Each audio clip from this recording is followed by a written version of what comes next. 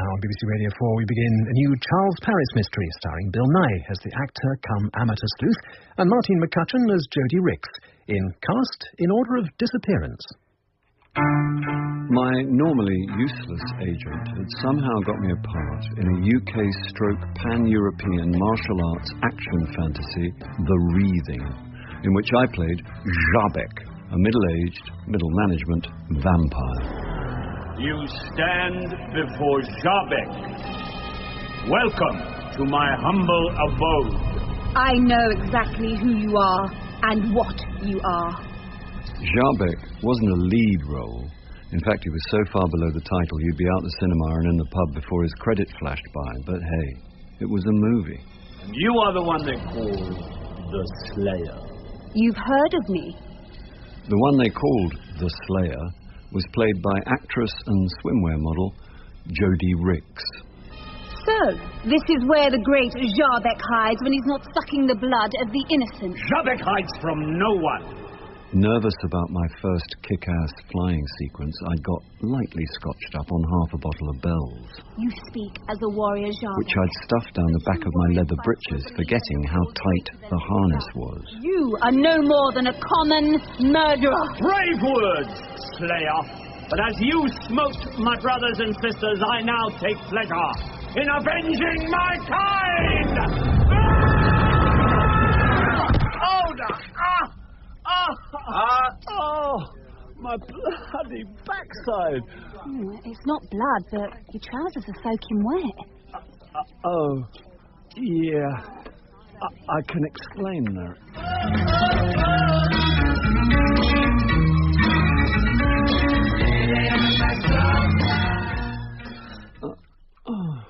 A bottle of scotch down your pants. A half bottle. This is a new low, even for you. Ow! Oh! Still, you want to get all the glass out. Oh, Dr. Mayhew was supposed to have got it all out. Serves you right for going privately. I didn't have any choice. He's the showbiz doctor. A song, a dance, and a speculum. He does all the insurance medicals. They probably wanted to cover themselves. Oh. I'd been lodging with my estranged wife on a semi-permanent basis for a few years, and with credit crunching ever deeper, I wasn't moving on in a hurry. Oh, can I have a drink? Only if it's tea. I'm in pain. I need 40% tea. It was booze that got you in this state. Ooh, there's a bit. Oh! The Wreathing was filming over the summer. So in an unusual role reversal, I was out all day while Francis had 6-week school holiday to mock me. Glass in the Aris is a crossword clue just fighting to get out. Aristotle, bottle of glass, arse. Pleasingly circular. It's like living in round Britain quiz. Ow! At least alcohol's antiseptic. Glad you find my pain so amusing. I get my last where I can these days. While you're out biting necks, I'm here with Juliet of the Sorrows. Okay. The complexity of our daughter's love life was a Freudian case study. Pregnant by city boy Miles, Juliet dumps him, then on the rebound hooks up with sensitive artisan Toby. Last seen on an artists' collective in the Outer Hebrides. Oh, no. Morris, how's tricks? What the hell were you playing at? News travels fast. Mayhew's my doctor, too. So much for patient confidentiality. Sue me. I could have been badly injured. The producers are lucky they're not facing a substantial insurance claim. If there was an insurance claim, I'd have claimed it before you hit the ground. But as it was your own stupid fault... What? Don't play the wounded innocent with me. I am wounded. But far from innocent. You were drinking on the job again. I'm not an airline pilot. If you carry on like this, you won't be an actor much longer. I see I finally got your attention. Don't talk to me like I'm a schoolboy. Then stop behaving like one. Now I've got to convince the suits you don't have a drink problem, ho-ho. I don't have a drink problem. That's the one thing you do to a professional standard. If you knew how I had to debase myself to get you this job, and now I've got to go back and brown-nose them all over again. It's undignified and humiliating. I thought I paid you 10% to be humiliated. If you prick me, do I not bleed? Liquid assets. Don't push it, Paris. The world's in recession and smart asses are 2 a penny. I'm going to tell them you'll be back on set first thing tomorrow morning. You will be back on set, won't you? Yes, Morris. Good. Now, as they say across the pond, get your ass into gear while I attempt to salvage what remains of your career. And if I'm so bad, why don't they take me away? Licking my wounds, or rather daubing them with TCP, I got an early night knowing my alarm would go off at 4 a.m. Can't you have instinct? You'll wake Angela. At this time of the morning, I need the real thing, or my eyes don't work. What's the smell? Oh, TCP. The other smell. Peanut butter and banana toasty. You've got the palate of a toddler. It was Elvis's favourite. There's a nutritional endorsement. Did you get up early just to speak ill of the king? I couldn't sleep. Oh, Toby. Why am I so crap at men? Well, maybe men are crap at you. That makes me feel a lot better. First, I fall for an amoral businessman. Was Miles amoral or immoral? Then I go for the sensitive type. Well, at least you don't make the same mistake twice. I always blow it. Don't be so hard on yourself. Anyway, you didn't blow it. Both times you were the dumper, not the dumpee. What does that tell me about your attitude to relationships? Don't even go there. So I'm strong-willed, but a single parent living with Mum and Dad. Toby did ask you and Angela to go with him. What would I do in the Outer Hebrides? Back in 73, I lived on an anarcho-syndicalist commune near Colchester. I'm guessing that was more uncomplicated promiscuous sex rather than a macroeconomic ideology. You've got a very jaundiced image of your old man. I wonder why. I'm no Daddy Starbucks, but I have had a bit of parental experience, and you've got a lovely little daughter now. So you owe it to her to stop thinking about what was and what might have been and start thinking about the future. Loath as I am to admit it, that makes a lot of sense. Really? Well, good. Oh, it's my car outside. Feel free to finish my toasty. I'll just have the cardiac arrest. Cut out the middleman. There goes Mr. Bob Dylan. Have a kip if you like, Charles. Cheers, Harry. I thought a personal driver was a definite move up in the world. Morris said the film company just didn't trust me to be on set on time. And looking through the papers this morning, media entrepreneur Spencer Hughes denies procuring call girls for an all-night showbiz sex romp attended by several A-list celebrities. It's probably my age, but I can't take all-night sex sessions like I used to. Halfway to Pinewood, I remembered that my wise words to Juliet were from an afternoon play I'd done a year earlier. Still, it seemed to work. Close your eyes while I blow on your face. Stella, that's the best offer I've had this morning. The day is young, babe. Golden rule of acting. If you want the juiciest gossip and the best coffee, always make friends with the makeup department. You told me you'd given up fags. One vice at a time, Charles. I give up smoking when you give up drinking. We could be each other's vice, buddy. I'll just play that one in my head for a few minutes and then get back to you. Morning, all. Morning. Even at this ungodly hour, Jodie looked immaculate in designer jeans and a hoodie. Help yourself to a coffee? I'm fine with water, thanks. Right, that's you done, Mr. Paris. Give me 5 minutes, Jodie. I need a gasper. How did she manage to be so cheerful at this time in the morning? She's one of life's glass-half-full girls. How about you, Charles? Optimist or pessimist? Well, I'm still here. I still wait for my agent to ring, and there's a tiny delusional voice that still tells me I'll play Lear at the National, so I suppose I must be an optimist. You? Last week, I would have said definitely. Oh, this week? Relationships are difficult in our job, don't you think? I'm the wrong man to ask. I don't know if it's my face or a pheromone, but women see in me a confidant. Bet you've been round the block a few times. Tell the truth, my private life's chaos theory in action, but you seem pretty sus to me. Then I must be a better actress than I thought. She wasn't. To be fair, I'd worked with worse. On the other hand, I'd sat beneath less wooden trees. I just wish I understood men. 6 a.m. and it's the second time I've heard that today. Can I ask you something? Sure. I've been seeing a man. And up until this week it's been really good, but suddenly he stopped returning my calls. I mean, why would he do that? Where to begin? Flashbulb memories of pre- and extramarital affairs popped inside my brain. And how many of those relationships had ended in me not returning calls? The thing to remember about men... Right, time to get the Slayer all gored up. Professional to the tips of my talons, I got through the day's filming without a hiccup, or a drink, for that matter. Then Harry dropped me off at the Drum and Monkey, where I partook of several scotches, which fueled the short walk home. There's too much confusion, I can't get no relief. Bloody hell, Francis. I've spent all day in a subterranean lair with the undead. I can do without you creeping out of the shadows, hissing like a viper. Just get upstairs. Why? My bedroom, now. Francis, baby. Before we start, I should tell you, I'm not a virgin. How much have you had to drink? Well, it's all a matter of context, but don't worry, I won't regret it in the morning if you want to take advantage of me. Miles is downstairs. What? That's sobered you up? Now is not the time to be sober. I'm out of the house 14 hours and all hell breaks loose. Welcome to my world. Why is Miles here? All I know is when I left for aquarobics, Juliet was slumped on the sofa with Angela watching In the Night Garden, and when I got back, she booked a hair appointment and was painting her nails. Oh, God. Don't go wobbly on me. We need to be strong for each other. It's all my fault. Okay, you're a terrible husband, a lousy father, and an appalling male role model, but don't beat yourself up. No, it's literally my fault. How? Why? Juliet was awake early this morning and she was pretty stressed, so I offered her some advice. Oh, God. I didn't tell her to get back with Miles. I just said she needed to stop looking back and start looking forward. Bit of a cliche. You should have heard the rest of the play. You took it from a play? I'm an actor. All my best lines are written by other people. The thing is, did she ring him or did he ring her? He rang her. Aha! If he rang her, it's not my fault. He said he wanted to talk. Could mean anything. Exactly. No point jumping to conclusions. Absolutely. Unless they decide to give it another go. We'll throw ourselves off that bridge when we come to it.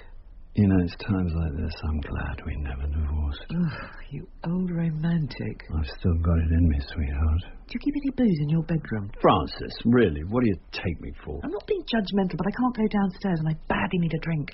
Ice, water, ginger or soda? Try some marmalade? You finished the quick crossword? Yes. Can I have the cryptic? You filming today? Tonight. You busy? I'm going to the gym.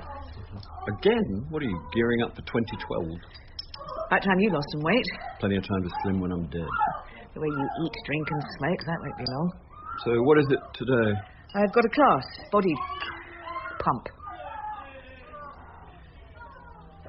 Well, that was a Freudian nightmare. I cannot believe Juliet's going to be stupid enough to fall for that pompous, puffed-up, self-satisfied twerp again. She burned her fingers once. You'd have thought she'd learned a lesson. Morning. Tea? Coffee? Thank you, please. You know Miles came round last night? Did he? Well, we stayed up talking pretty late, so I hope you don't mind, but I asked him to stay over. Oh, he's here now. I have no idea. Anyway, I'll take him a cup of tea too. See you in a bit. Yeah. I think that went pretty well, don't you? Thank you very much, everyone. That's a wrap for tonight. We'd been shooting in a disused warehouse, and I was heading back to makeup when... Jodie, what's the matter? Remember the man I told you about?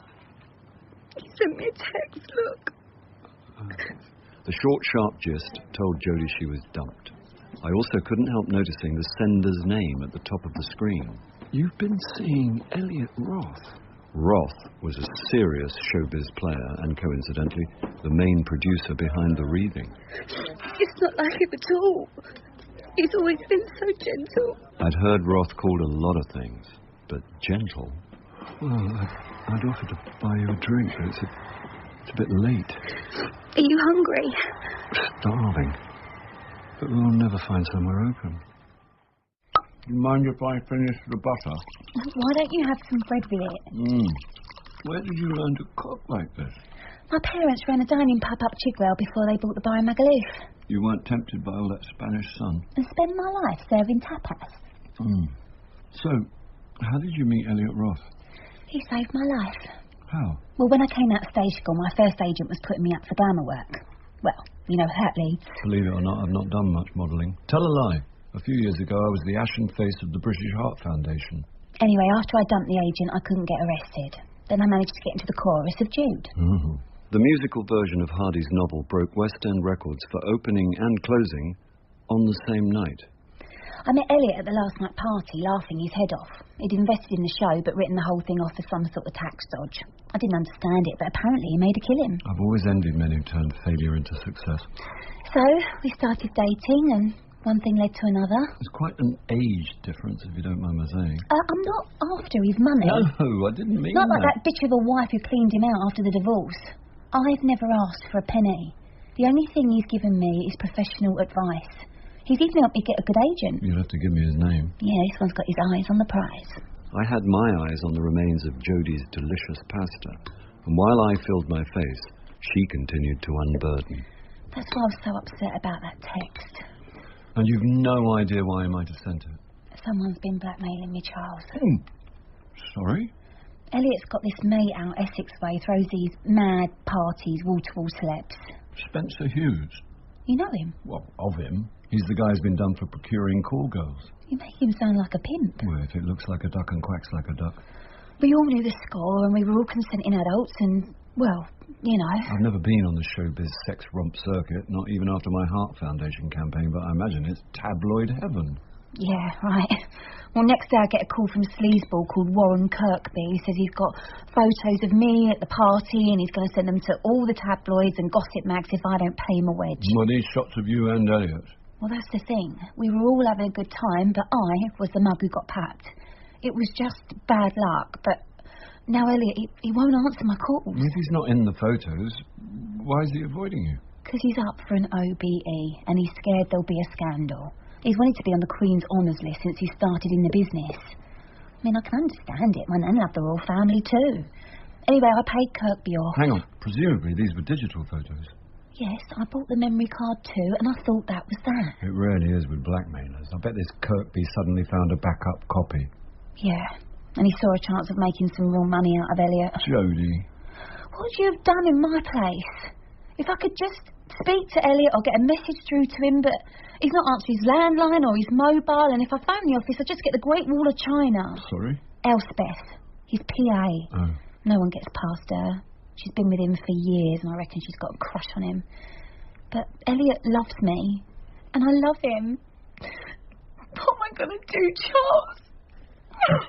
I've always been a sucker for a maiden in distress, and a sobbing maiden with smudged eyeliner just about kills me. Now, see what you've done? What? If there's one thing I can't resist, and there are several things, but the biggest is a challenge. And 𝒆𝒆𝒔 sounds like a challenge. Oh, Charles. And you better give me contact details for this Kirkby character while you're at it. Oh, I don't know how I can thank you, Charles. Well, I can think of two things. One, the recipe for this sauce, and two, the name of this perfect agent of yours. Yeah, of course. His name's Maurice Skellen. What? And in case one shock wasn't enough, I got home to find Frances having some kind of convulsion in the middle of the sitting room. Frances! God! Are you all right? We fit. We fit? Oh, okay. Nothing to be ashamed about. It's probably just your age. I'll call an ambulance. No, I'm using my We Fit, you What? idiot. It arrived today. Oh, you look like you were having some sort of seizure. I thought you were going to end up like the woman who stands outside Sainsbury's in white ankle socks screaming about capitalism. Give it another few years. What's in the envelope? Huh? Oh, just some compromising photographs. Have you? Chance would be a fine thing. I won't ask why you've got them, but don't leave them lying around. I'm babysitting, and I don't want Angela finding them if she wanders down. Where's Juliet? Out.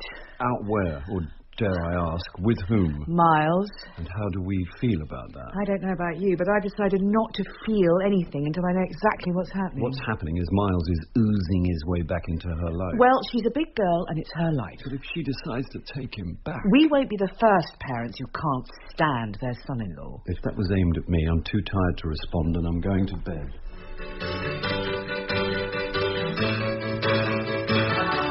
Next morning, while the crew was setting up a big green screen shot, Jodie and I sneaked off to a quiet corner. So what are you going to say? Just dial the number and leave the talking to me. Now, watch and learn.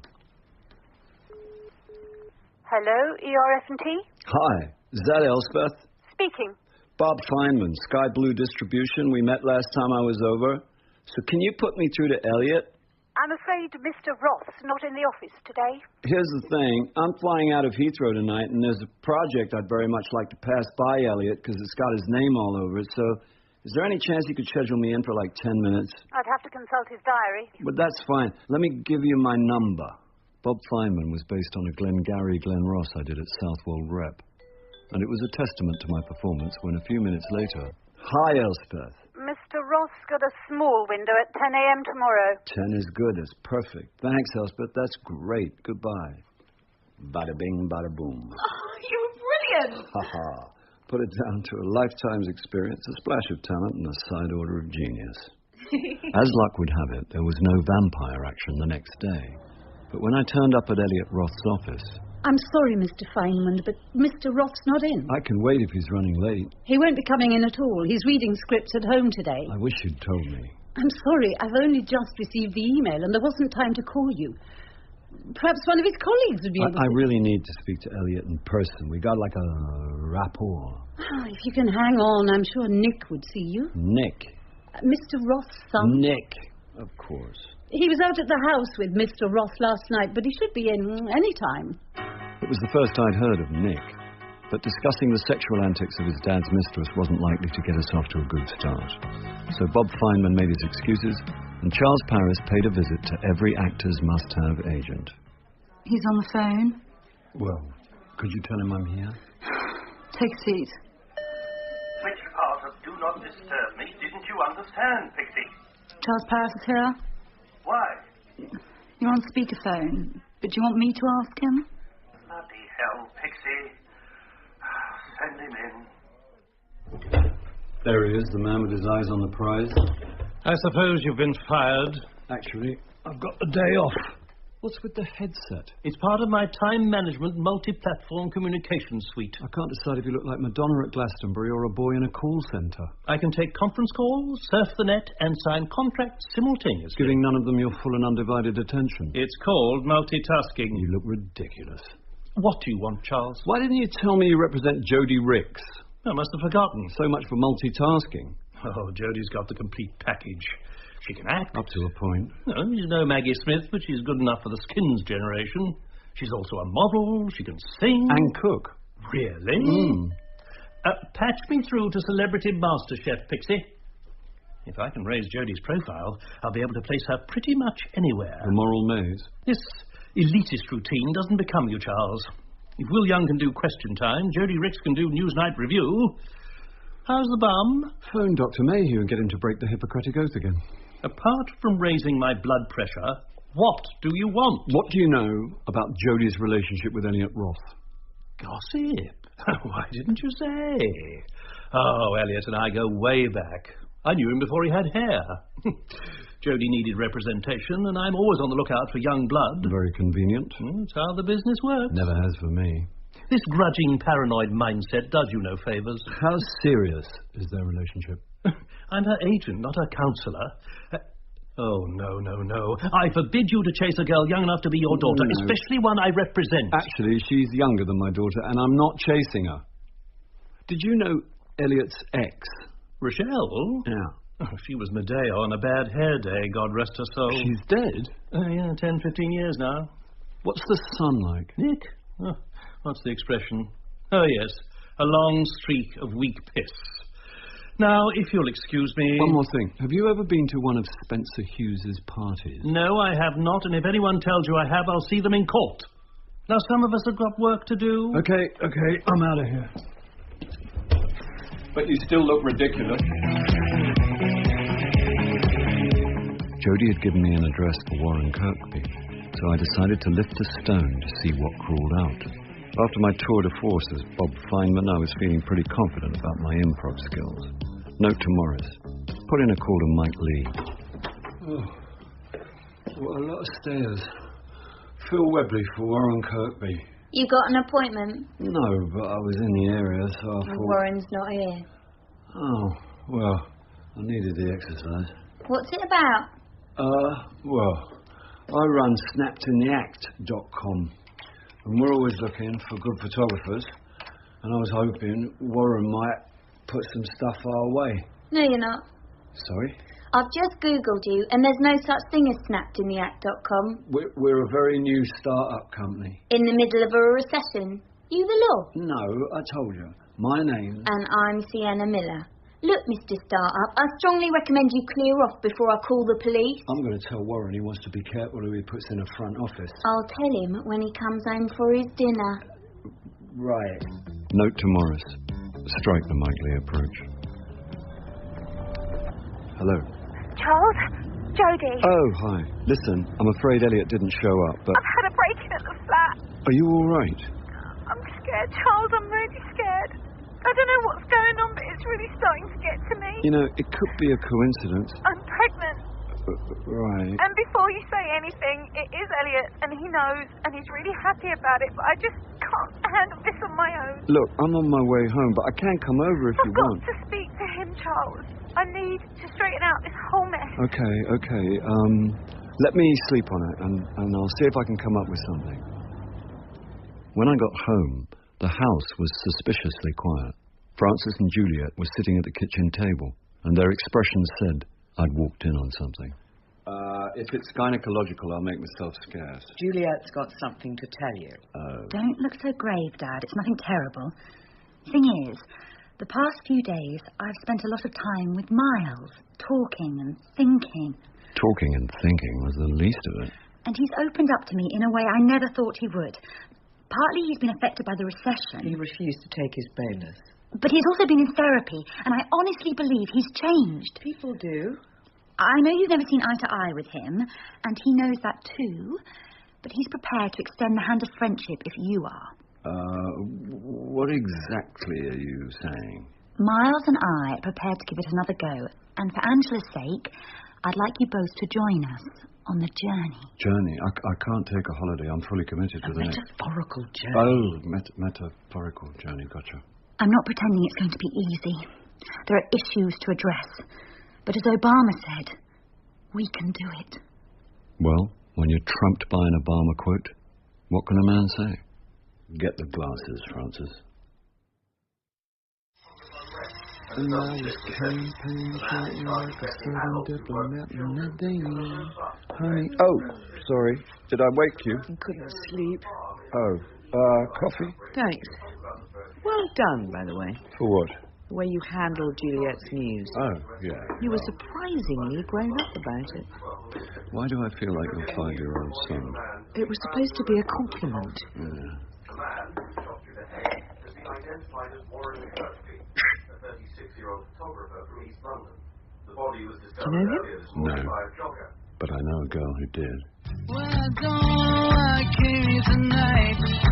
I got the feeling there's something right. In Cast in Order of Disappearance, Charles Paris is played by Bill Nighy, Jodie by Martine McCutcheon, and Francis by Suzanne Burden. Juliet is Tilly Gaunt, Morris John Glover, Elspeth Kate Layden, Zoe Tessa Nicholson, and the DJ Piers Wayner. Cast in Order of Disappearance is written by Jeremy Frunt and based on the novel by Simon Brett. The director is Sally Abrams.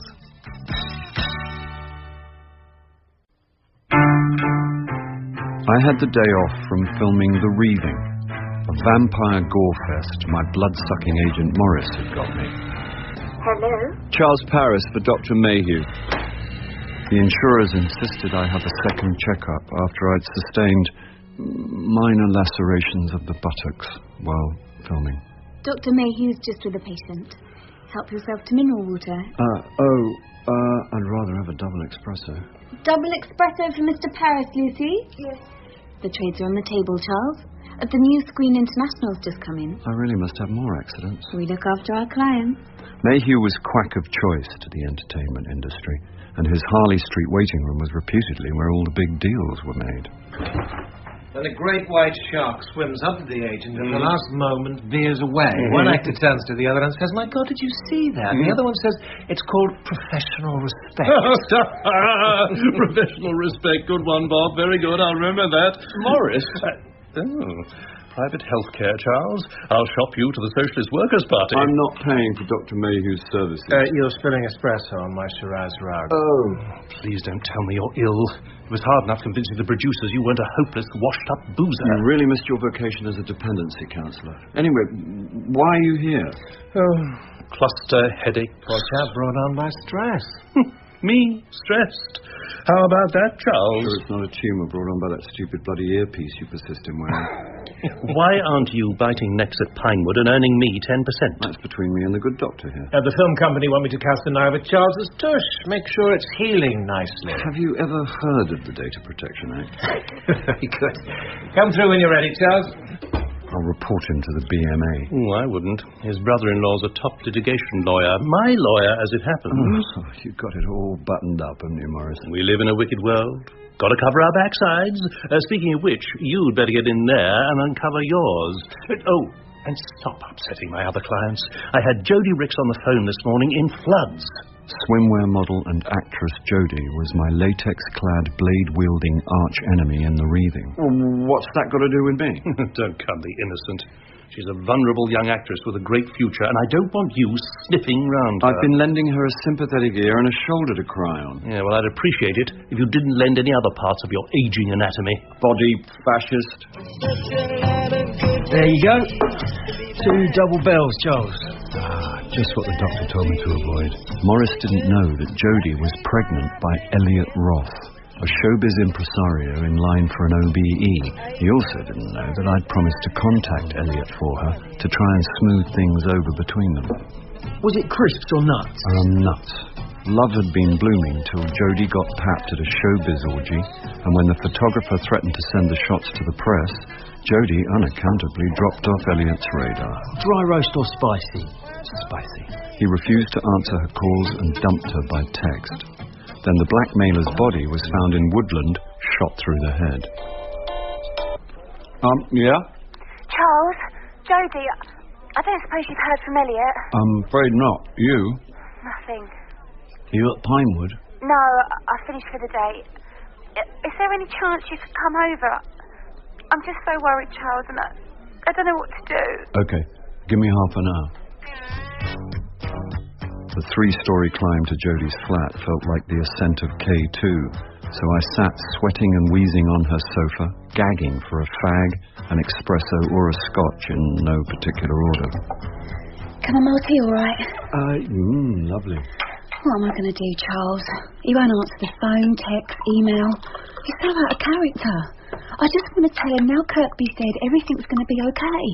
No photos, no scandal, it's over. It's all worked out very neatly. You don't expect me to feel sorry for that blackmailing creep? No, but you've got to say it's very convenient all round.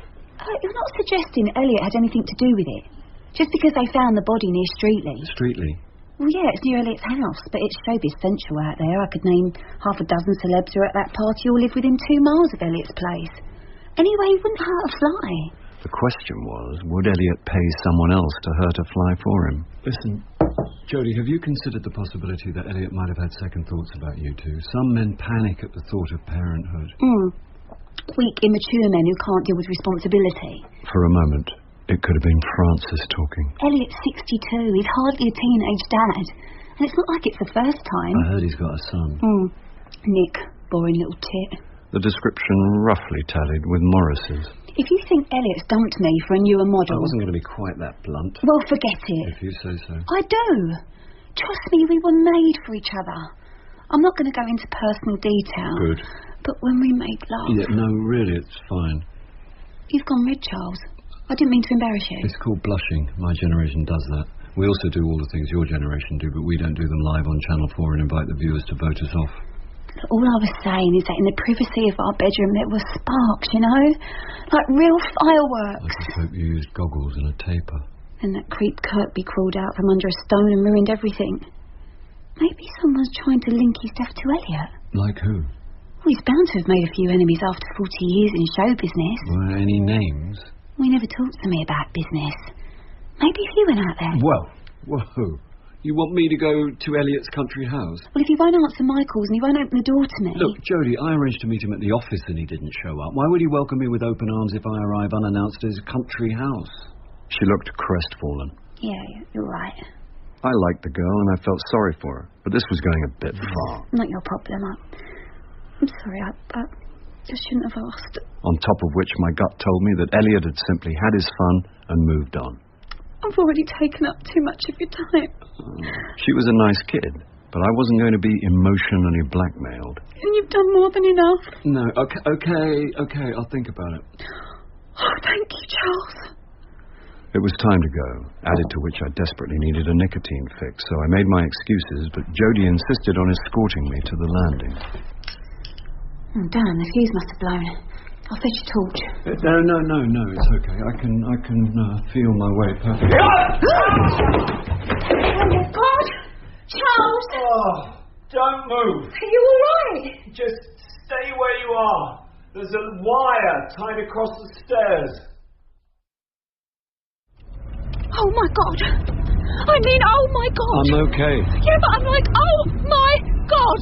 It was the 15th, oh my God, since I got into the passenger seat of Jodie's Mini. The way she was driving, I had the feeling I'd only get out again with the help of the emergency services and industrial cutting equipment.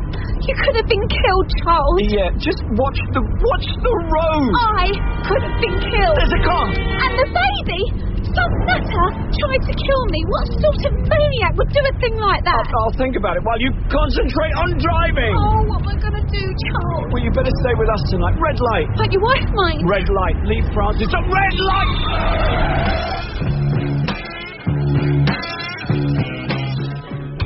Oh, we're in here, Charles. Okay. And Miles is here. Oh, great. Who's Miles? The son-in-law I never wanted. I'm not sure about this. It'll be fine. Come on. Yes. Charles. Hi, Miles. Can't shake hands. I've hurt my arm. I'm sorry. Oh. Hi, everyone. Francis, Juliet, Miles, this is Jodie Ricks. Before the recession, Miles had been an unfair trader, earning shed loads in the city. But he'd undergone a credit crunch conversion, gone into therapy, and was now supposed to be dedicated to home and hearth. You know each other? God, no. I've seen Jodie's work, though. Like that great cover. Playboy? No, I didn't. I wouldn't. I mean, no, the GQ. Jodie was kind enough to give me a lift. Charles had a bit of a fall. Had he drunk too much? No, and I'm fine. Thanks for not asking. He should see a doctor if he's had a fall. Can't be too careful after a fall. I haven't had a fall. Old people have falls. I fell downstairs, and I hadn't been drinking, but I could do with one now. There's a nice little pinotage on the gag. That'll do. You'd be better off with painkillers. Oh, I'll be better still with both. Jodie? No, thanks. I'm pregnant. Dad? No. That's wonderful. Congratulations. No more swimwear modelling for me. That's a shame. On the other hand, you are embarking on the most amazing journey. Here we go. Charles. Childbirth is a truly life-changing event, isn't it, Juice? I used to be constantly on the move, racing around the world, chasing my own tail. Selling fags to third world children. Charles. But the real adventure is in a tiny wrinkled nose.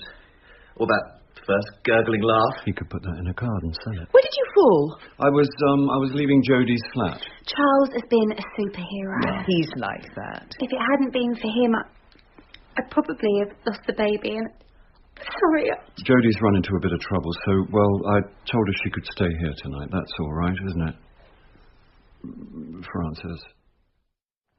In the heat of the day, down in Norfolk, Alabama. Well, if it isn't the great hero, Gluteus Maximus, father to a flaky daughter, husband to a put-upon wife. Can I tempt you with my contemporary take on your classic French cassoulet? What's in it? Saveloy and baked beans. What makes it contemporary? I just made it. What have you done with Jodie? Apart from giving her my bed, I haven't done anything with her. Not for want of trying. Actually, you're wrong. And if I did want to sleep with her, which I don't, she's besotted with her 62-year-old sugar daddy. So this is an act of chivalry and altruism. I am capable of genuine compassion, especially when a person's in danger. Danger? Between me arriving and leaving her flat, someone tied a tripwire across her stairs. What? She could have been killed. I nearly was, and I've got the bruises to prove it. Why hasn't she gone to the police? She and Elliot are primed tabloid fodder. She's worried about what'll get out. Never mind the tabloids. She could have lost a baby. I know. And now you brought her here. I couldn't very well leave her alone in her flat. I'm not unsympathetic, but what about us? What about Juliet and Angela? They'll be moving in with Miles soon. So exactly how long is Jodie staying? Well, I hadn't really thought. No change there, then? Just tonight. And then? Well, I haven't really worked that out yet. My leg. Oh, you better take it to a doctor. Morris will kill me if I take more time off. No, I'll pop some more painkillers and make up a bed on the sofa and try and get some sleep. You can come in with me tonight. Oh, Are you sure? I always sleep better in close proximity to Francis, but next morning the pain kicked in again, and I hobbled to the bathroom like Charles Lawton as Quasimodo. 2 hours later I was in full vampire drag, sucking espresso through a straw when Jodie joined me in my dressing room. What are we going to do, Charles? Well, you come at me with your slaying blade. I swing to the left. No, I meant about Elliot. Oh. I don't want to upset you, but someone tried to kill you yesterday, and the only person in the frame is Elliot Ross. No way. Who else would want to harm you? Well, I never thought anyone did. Put it this way. Everything was hunky-dory between you and Elliot until that paparazzo started with the blackmail. Now Elliot's cut off all lines of communication, even though you're carrying his baby. Well, I don't think Elspeth likes me much since I went off with her boss. Enough to want you dead? I've never wanted anyone dead, so I don't know. If he wasn't such a weed, I'd say Nick. What reason has he got to harm you? Well, Elliot said he was a real mummy's boy.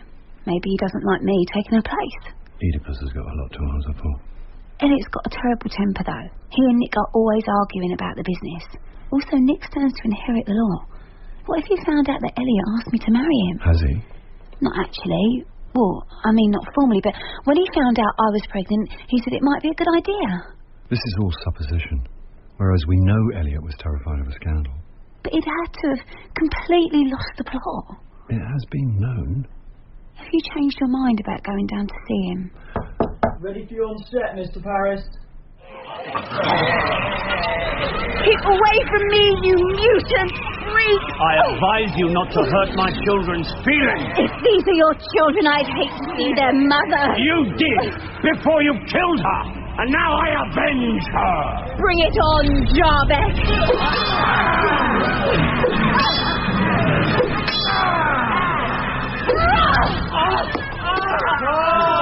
Oh, no, not my bloody arm again.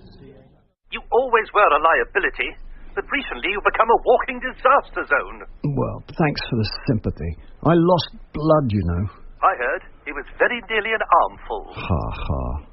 Glad my pain gives you so much amusement, Morris. Well, honestly, I've never had a client so accident-prone. Keep this up, they won't insure you to do a voiceover for Stanner stair lifts. You've got to have fast reactions for these action sequences. Yeah, I'd like to see how fast you'd react with a 26-year-old actress bearing down on you with a sword. Sounds like your idea of heaven. Well, luckily for you, it costs more to reshoot your scenes than to keep you on the payroll, so you're being rescheduled. Well, it's nice to be indispensable. No one's indispensable in this business. Apart from agents. Naturally. Without us, the entire machine would grind to a halt. We keep the pistons greased and the wheels oiled. Like a giant tube of showbiz lubricant. Before your next quip, ask yourself, am I in a position to incur the wrath of my hard-working agent? In the meantime, wily coyote, keep taking the painkillers. Oh, and try to avoid anvils falling from high windows.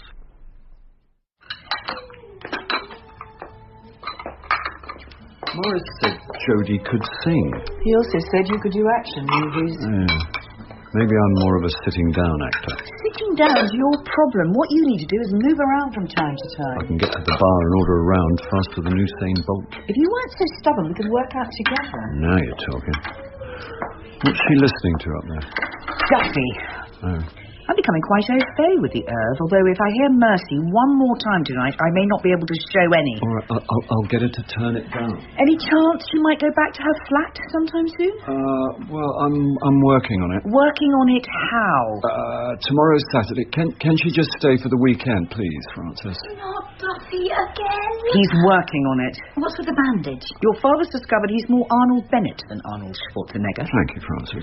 Miles has had a really sweet idea. Oh, yes. God. I know we're in a weird place at the moment. The kitchen? Metaphor. Gotcha. So, Miles thought it might be a good idea if we revisit our relationships. Woman to woman, man to man. If this is Iron John stuff, I don't want to go into the woods and write a letter to my manhood. So, tomorrow, my friend Evie's taking Angela, so Mum and I can have a girly day at a health spa.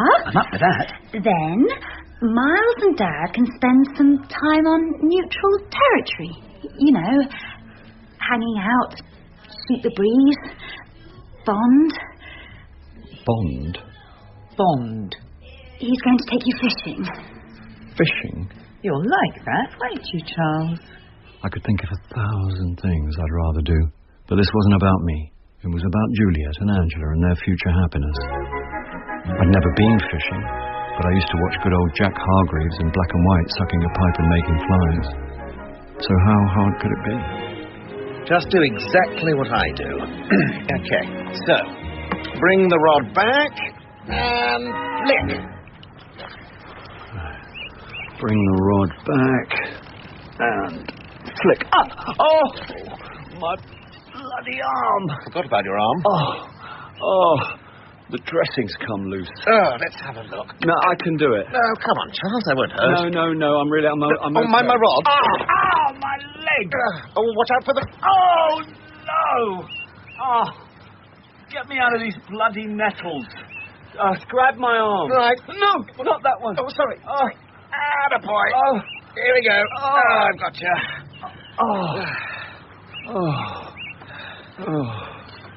How about a cup of tea? Sod tea. There's a hip flask in my jacket. Isn't that dangerous on top of all the painkillers? Not as dangerous as fishing. Now chuck it over, and the fags while you're at it. I thought we'd just got off to a bad start. I was wrong. Damp, interminable minutes passed like hours. Hours like weeks. Time actually seemed to be moving backwards. Got the bugger. Have some more citronella. I already smell like a sherbet lemon. I'm getting the feeling you're out of your comfort zone. I like the countryside as much as the next man, providing it's painted by Constable, and I can walk out of the Tate, inhale the particulates, and hit the nearest pub. Don't you think it's good to be in the landscape? To remind ourselves we're part of the natural world. I believe in civilization, and civilization needs people.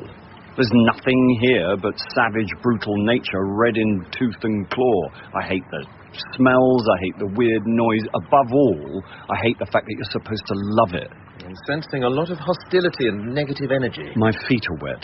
I've been bitten to hell. My face is covered in nettle rash. My bruised leg seized up and my gashed arms throbbing. We must do this again sometime. I'm sorry you're not in a good place. Because I was sort of hoping today would heal things between us. Yeah, Juliet said. I know we never really hit it off, but I think we've got more in common than you think. Miles, there is nothing I want more than the happiness of my daughter and granddaughter. Me too. But in my honest opinion, I don't think a day's fishing amounts to a hill of beans. And that's fine. I really just wanted to give you the time, the space, the arena to speak your mind. You want me to speak my mind? When Juliet and I split up, I began deconstructing myself, piece by piece. Hearing your thoughts may be painful, but you'll be helping me to rebuild. I'm not sure that's such a good idea. Seriously, Charles. Thank goodness I'm back with Juliet and Angela. But I'm still learning about myself, figuring out who and what I am, and I'd really value your input. You want my input? Very much. So I gave him my input. And it was amazing how quickly and enjoyably the next hour and a half passed. Thank you, Charles. I respect and appreciate your opinions. Can we go? Now it's dark. I suppose we could cut our losses and go to the pub. Now you're talking.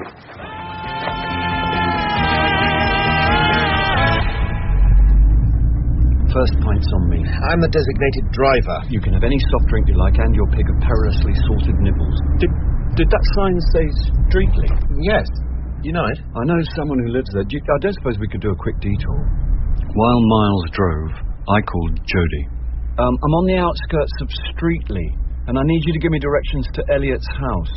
Oh, if you see him, tell him I love him, and I cherish his love, and I'm so happy we're going to have a baby, and I just want to be with him like we were that first night. Yeah, I'll start with hello, if that's okay. Now, how do I get there?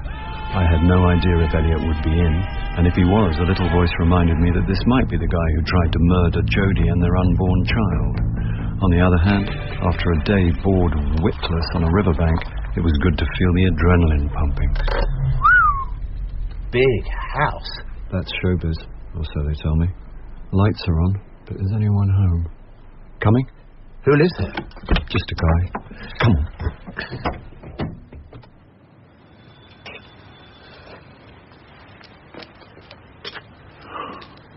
Come on, Elliot. Looks like no one's in. Yeah. Let's have a shufty round the back. What are you talking about? Charles! Where are you going? Can't just wander around people's private property. There's no one in. Let's go. I just want to try the garage door. Charles! Charles, come back! Oh. Charles? Where are you? Over here. This is madness. Yeah. A torch. Come on, let's get out of here before we... Someone tried to kill Jodie Ricks. What? Is that why she's staying with you in Francis? Yes, and the bloke who lives here is her lover. Right. And I think he may be the one who tried to kill her. Then let's get the hell out of here. She's in trouble. She trusts me, and I promised to help. You wait in the car if you like, but I'm going to help. Oh, no. If anything happens to you, Juliet will never forgive me. In that case, can you get through that ventilation window and help me climb down? Oh, this is without doubt the dumbest idea I've ever heard. Just climb.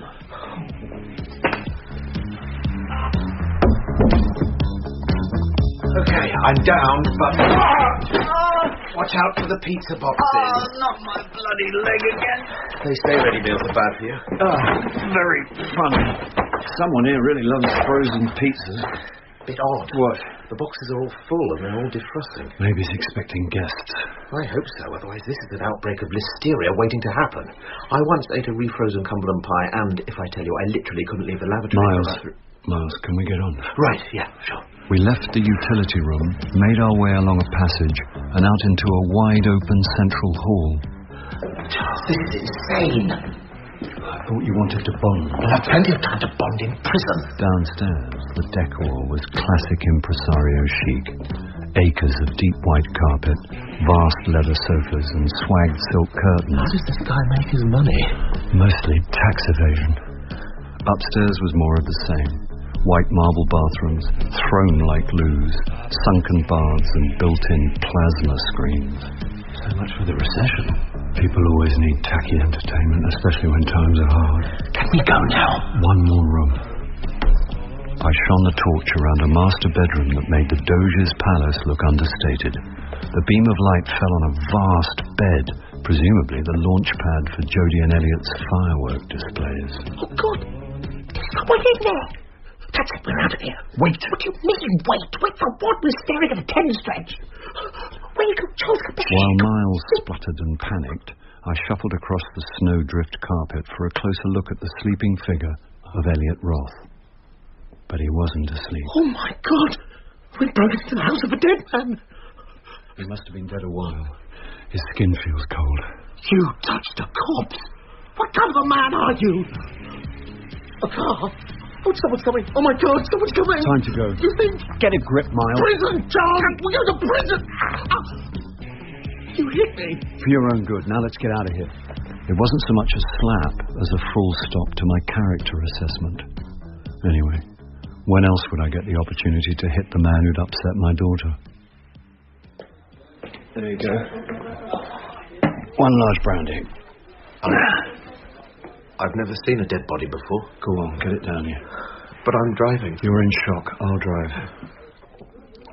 Why aren't you in shock? I did an episode of Silent Witness. After that, nothing shocked me. Is there a payphone here? You've got a mobile? I need to report the death, and if you recall, we shouldn't have been in the house. Drink up and I'll get you another. Juliet, there we go. As I swallowed from the star, and I bet you exploded in my heart. Attaboy, Miles. Yeah, lean on me. I forget the movie song. Miles? Oh, I love you, Juliet. Dad? He's fine. No, he's not. What's going on? He's fine. I'm fine. He's just had a bit too much to drink. He's paralytic. No. Who drove? I did, and I'm stone cold sober. I want to live, Juliet. That's good. I want to live my life with you and Angela. For you and Angela. What have you done to him? Nothing. Charles. I bought him a few drinks. He's used to wine. He's strictly a sipper with food. I didn't know. Come on, Miles. Let's get you to bed. I can't believe you'd do this to him. Hey, you wanted us to bond. You just can't be trusted, can you? He needed a drink. It's not my fault he can't hold his booze.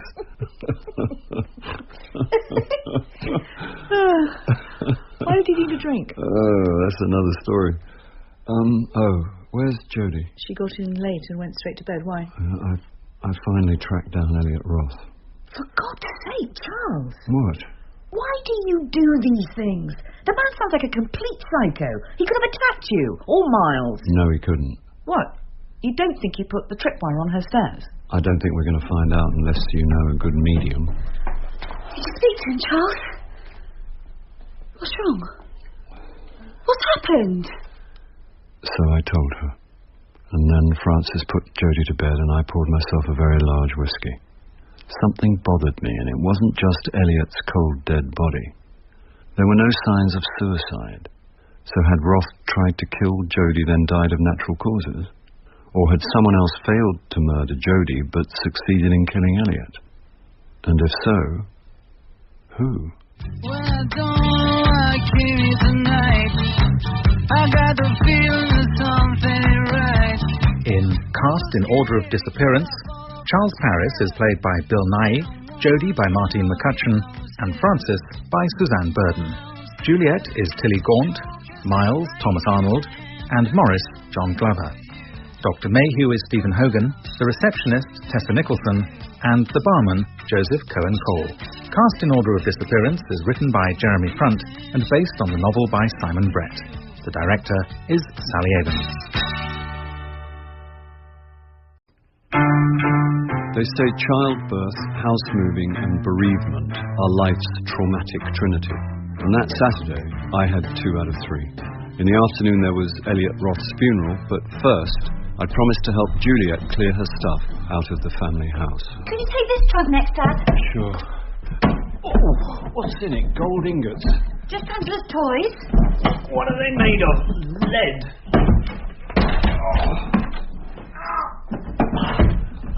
Charles?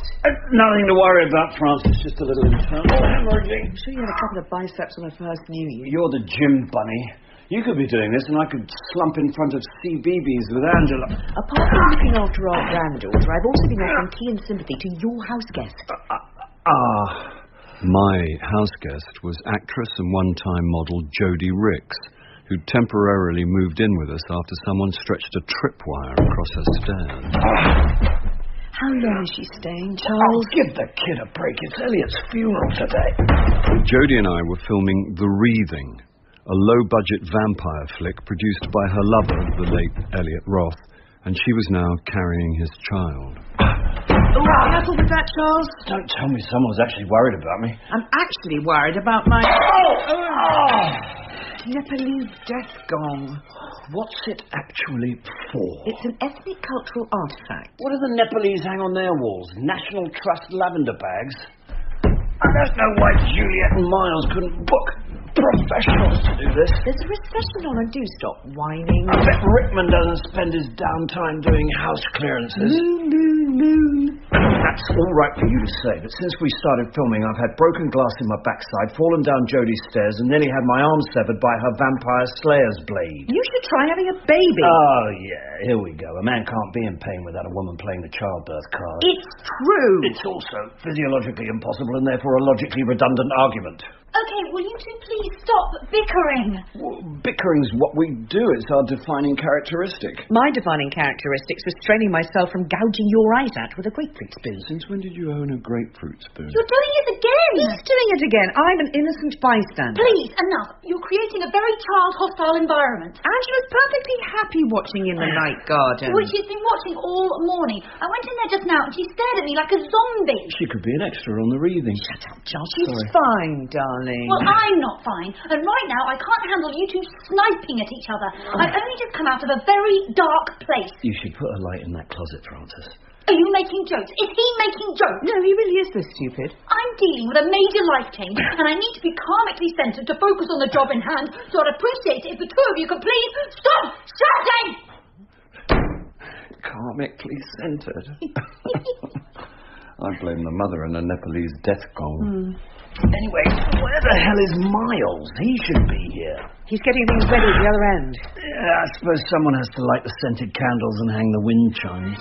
It's yours. Yeah, I know it's mine. Any chance you could answer it? Only I'm in the middle of a very important hernia. Mummy's not at home to Mr. Snappy. Oh, God. Charles Paris is answering service. Oh, you should be on my books with those dulcet tones. I'd make you queen of the Soho Voice Studios. I'll be in touch when I retire from teaching. Do you want Charles? Not want, more stuck with. It's Morris. Did he find out about Elliot's death certificate? Fatal stroke, all signed off by Dr. Mayhew. Ask him if he's got a yarmulke. All above board, Charles, and Morris wants to know if you've got a yarmulke. A what? A what? A Jewish skull cap. A Jewish skull cap? Well, why would I have a... Tell him I'll call him back. He'll call you back when he's stopped crying. I never knew he and Elliot were so close.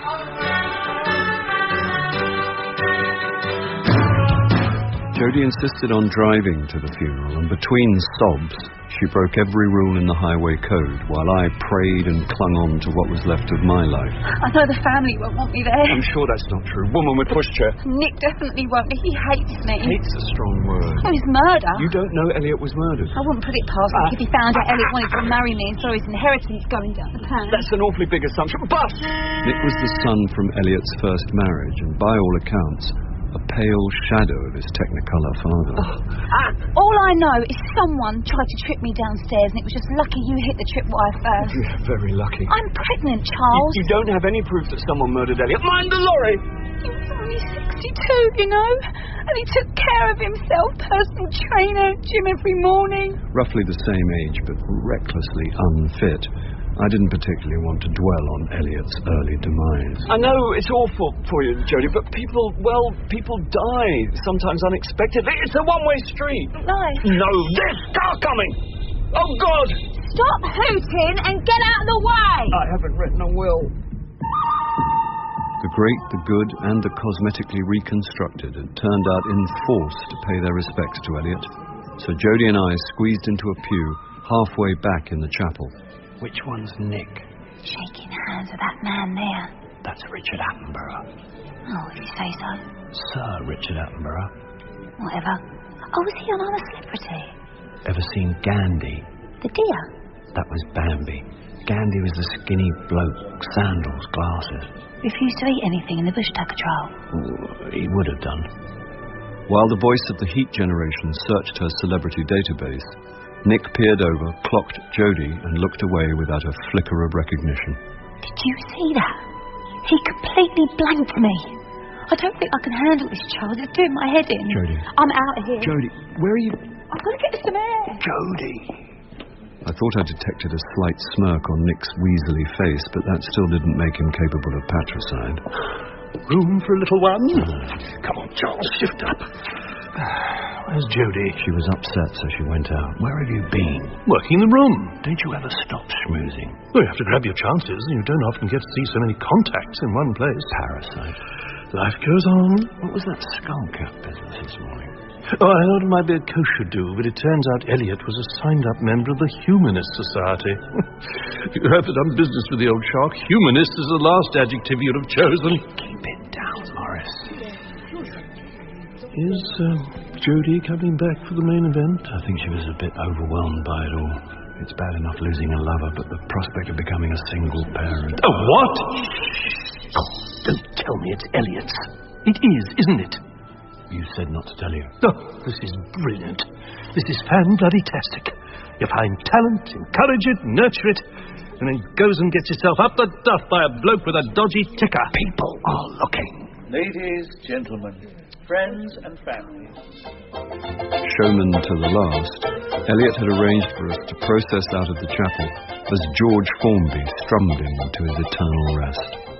Then we all went on to a champagne reception at Elliot's favourite restaurant. You made plans, Charles? Only to get a drink, but the wine waiter keeps avoiding my eye. I meant for your funeral. Well, I won't be there, so they can stick me in a wheelie bin and push me off Waterloo Bridge for all I care. I need a drink. Just avoid cremation. The fireball could wipe out North London. Excuse me, dear. Can my friend have a glass of champagne before he has an alcohol-related panic attack? Ah, great. Thanks. Well, here's to Elliot Roth and his child-to-be. I'm going to keep that under wraps as long as possible. Pregnant actresses are a pig to cast. I hope you're not going to suddenly drop Jodie. I do have some scruples, Charles. Good, because she's going to need to work more than ever. Didn't Elliot make provisions for mother and child? I don't know. Well, it's easily found out. Is it? It is if you're constantly in and out of bed with lawyers. I need another drink to get that image out of my head. And I need to circulate. Trevor, where's the gorgeous Imogen? As Morris slithered away, I found myself standing next to Nick. So I adopted the expression I used for Mr. Sowerbury in a production of Oliver at Pitlochry Rep. Nick, Charles Paris. Yeah. Hi. He had a handshake like a limp kipper and a black hole where his personality should have been. Can I just say how very sorry I am? Yeah, well... Terrible. It was completely unexpected. We're trying to come to terms with the shock. Bereavement takes people in different ways, but Nick's response sounded like a rehearsed statement at a press conference. I didn't know your father well. I'm currently in one of his productions, The Wreathing. Talking to Nick was hard work, but then suddenly he seemed to wake up. Oh, you're working with Jodie, then? Yeah, she's great. Lovely girl. Her online fan base ticks all the right demographic boxes for the male, gaming teen to 20s that focus groups tell us is the film's target audience.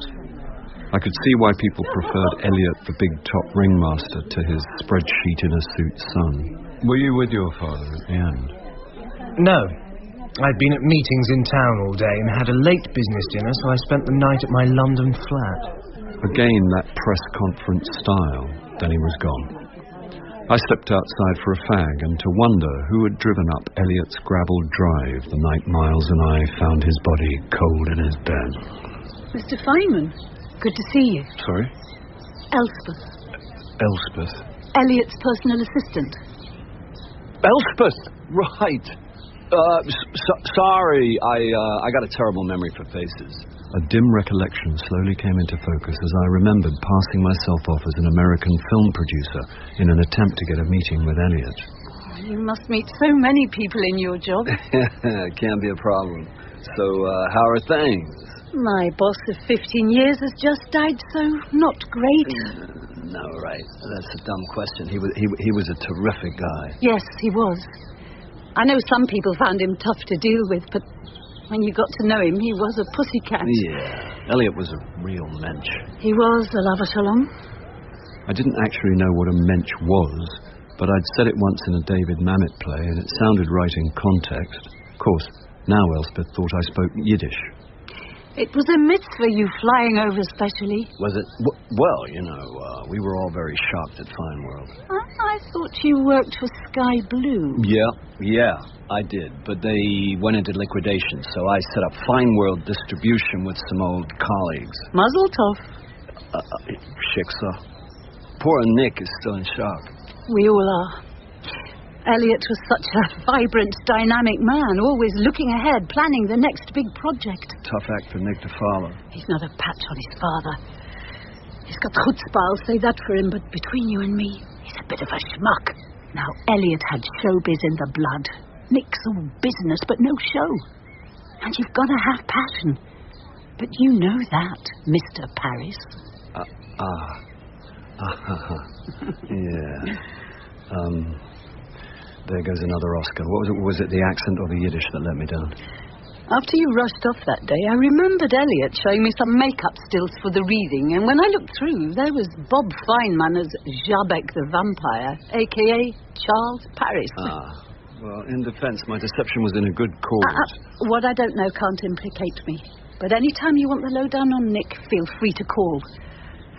By the way, a mensch is an honourable, decent man. I hope you are. I'd persuaded Jodie to come along, but it was time to leave, and I hadn't seen her for a while, and when I couldn't find her in the restaurant, I made my way out to the street where a small crowd had gathered. I don't know who you think you are looking down your nose at me. Oh, no. But you are nothing compared to Elliot. Hear that? nothing. I think you'd better go. Don't you tell me what to do. I've just buried my father, so if you don't mind, I'm not going to stand out here listening to you. Don't you turn your back on me. Get off me. I think we'd better go, Jodie. Treating me like dirt. Come on. Looking at me like I'm dog muck on his shoes. That's enough, Jodie. This isn't doing any good. He's just a smart little rich boy like Elliot always said. Now, look here. I don't know what my father ever saw in you apart from the obvious, but now he's gone, that's the end of any involvement between us. What are you going to do? Fire me from the film? Certainly not. You're under contract and you'll see it out. After that, I don't care if I never see you or your bastard child again. We gotta get out of this place. If it's the last thing we ever do. We gotta get out of this place. Oh, hello. Do you want to watch Newsnight Review? Not with my blood pressure. Making a drama or two about a drama. Quiet, isn't it? Almost eerie. Jodie out? Said she had things to do. Juliet phoned. Oh, she hasn't left Miles already. They want us to go over soon for a housewarming lunch. Oh, am I expected to be sober? No one ever expects you to be sober. More wine? Oh, go on then.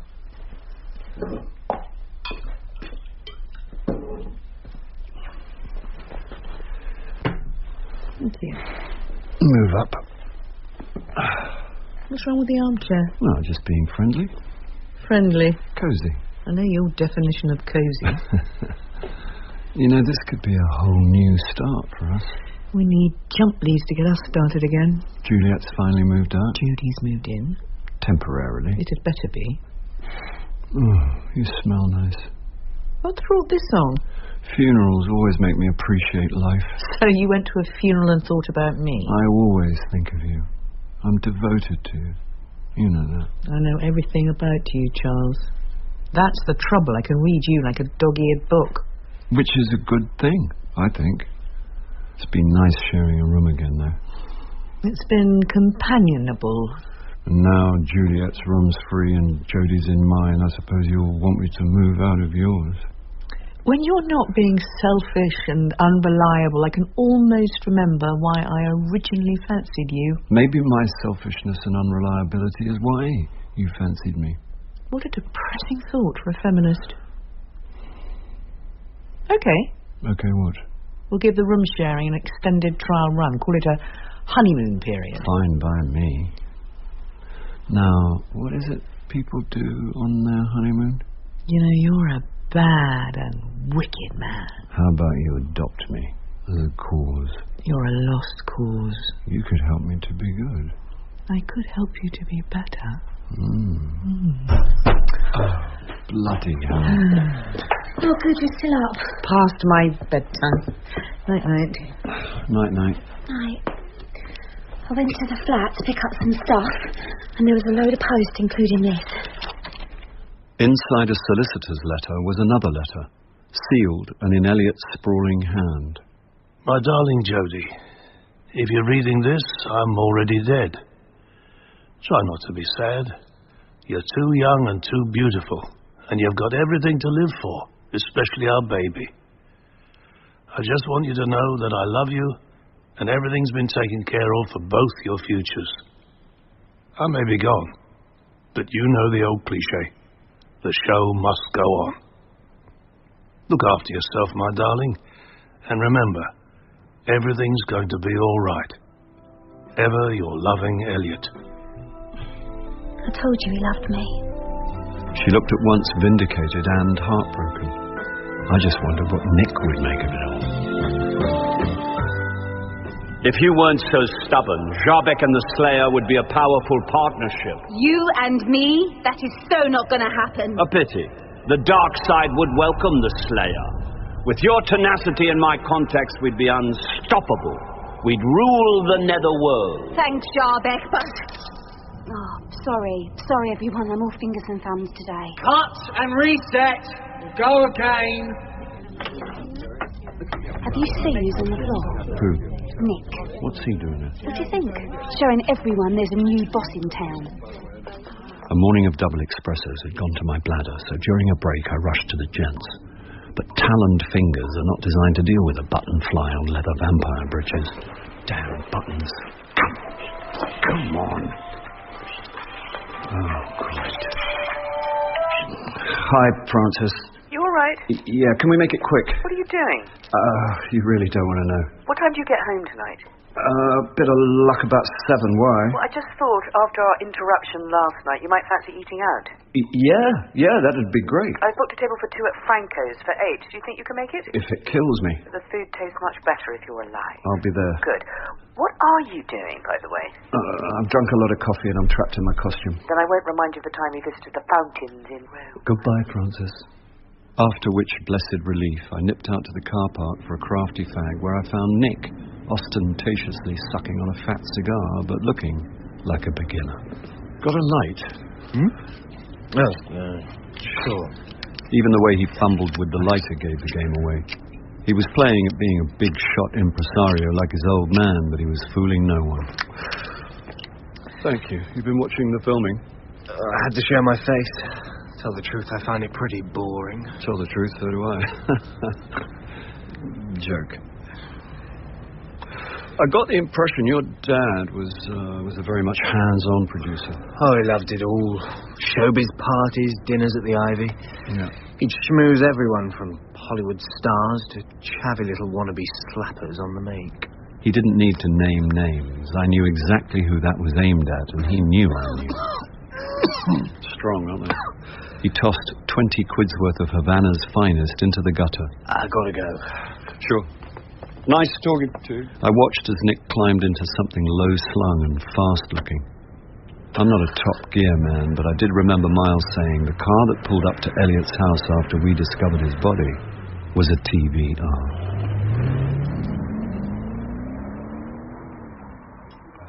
Okay.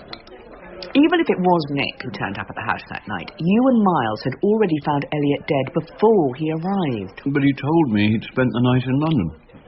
Why lie to me? Why not lie to you? You're an actor, not a policeman. Sorry to rain on your parade, but there's absolutely no reason why Elliot's son has to tell you the truth if he chooses not to. How's the chicken surprise? Surprisingly good. How's the truffle risotto? It's truffly. Do you have some more wine? I wonder if you knows about the letter Elliot left for Jodie. Only if she told him about it. From what you said, I don't get the impression they're on chatty terms. Then there's the paparazzo who tried to blackmail Jodie and ended up with a bullet through the head. After moped pizza delivery boy, blackmailer must be a pretty high-risk profession. So, as far as you're concerned, the fact that the guy was murdered close to Elliot's country pile is pure coincidence. One wouldn't say pure. And the tripwire someone tied across the landing to Jodie's flat. I'm not saying something isn't going on, but you haven't shown me a shred of evidence any of it leads directly to Nick. Nobody likes him. Well, that's that then. Case closed. I can think of plenty of people nobody likes, but I'm fairly sure none of them have ever committed murder. Oh, let it go to voicemail. That might be important. Hello, Morris. I've got some news about Elliot's will. You don't hang about. Well, as it has a bearing on my client, your house guest... Well? It appears that he left everything to Nick. Really? Yeah, despite their tempestuous relationship, there'd been a reconciliation some years ago, and he gets the lot. Lock, stock, and barrel. Jodie's going to be devastated. She's got a letter in which he said she and the baby would be taken care of. Elliot was always a volatile character. Depending on the ups and downs of their relationship, he frequently redrafted his will. So that's that. Yeah, I won't bore you with the legalese, but Elliot left it all as a gift to Nick to avoid or at least minimize death duties. You're losing me. Providing Elliot died more than 7 years after making the gift, there'd be nothing to pay. But if he died before that time... Nick gets landed with a hefty bill. Exactly. When was this gift made? Just over 7 years ago. So the old boy was bang on the money, as it were. And Nick avoids death duties. Business acumen right up to the end. Try telling that to Jodie. The poor girl's going to find out soon enough. I must go. I'm off to the court. New piece by a teenage gang member. It was a warm evening, so Francis and I walked home. I didn't want to be the one who broke the news to Jodie, so we took the scenic route in the hope she'd have gone to bed. Sounds like she's still up and entertaining. I'm sorry, Francis. I didn't think she'd start bringing friends back. Do you mind if I go to bed? I'm not really in the mood for people. If I make an appearance, maybe they'll go. I'll be up soon. Oh, hello, Charles. Hi. Do you know Terry and Yvonne? Forgive the invasion. Oh, poor man comes home from a hard day's work to find strangers in his lovely house. But we come in peace, I promise. We come from the planet IKEA. We come in peace. These are old friends of Elliot. Oh, me, Bonnie and Elliot went way back. Oh, too far back for my liking. I was guessing that Terry and Vonnie were in what was once called a lavender marriage, and the deep tans and leathery complexions suggested they spent most of their time playing golf on the Costa showbiz. Well, it's lovely to meet you both, but if you'll excuse me, I'll leave you to it. Oh, look what we've done now. Come on. Oh, don't go, Charles. There's something I want you to hear. Oh? After you? No, you. All right, man's work. We all sat down and Terry flashed a set of improbably bleached teeth at me. Cut a long story short, Vonnie and I used to be in the business. We started out as a special. Who's telling this story? Oh, Stu's I. As my darling wife said, we were doing speciality work just at the wrong time. So we saw which way the wind was blowing, set up an agency and went into personal management. Which is how we met Elliot. Quite so. You don't want to hear our life story. Suffice it to say, the three of us became very close friends. And in the past few years, Elliot asked if we'd undertake the job of archiving his papers for posterity. We're hoping the V&A would take them as part of their theatre collection. Anyway, a few months ago, Elliot and Jodie came out to stay with us in Marbella. Around the time I discovered I was pregnant. And one night, after Jodie had gone to bed, we were sitting by the pool when Elliot produced a document. Exhibit A. We assumed it was something else for the archive, but it turned out to be a will, and Elliot wanted us to witness it. Have a look, Charles. My eyes skated over the archaic phrases and subordinate clauses lawyers use to obfuscate and mystify, but eventually I came to the salient paragraph. Is it as good as we think it is? Well, you're not going to have to worry about working again. I knew Elliot wouldn't forget me. Has anyone else seen this? It was all drawn up in Spain by our solicitor, but we're taking it round to Elliot's people in the morning. I wonder how Nick's going to take it. Well, he still gets the houses and a big chunk of the other efforts. Probably not as much as he was expecting. Still more than he deserves. I thought we could raise a glass to Elliot, so I took the liberty of bringing a bottle... Oh, my God, I put the champagne in the freezer hours ago.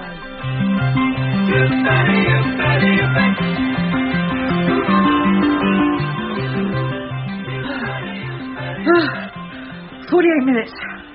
Not bad. Is that 48 minutes since you went jogging, or 48 minutes till I have to call an ambulance? How can you sit there stuffing your face with... What is that?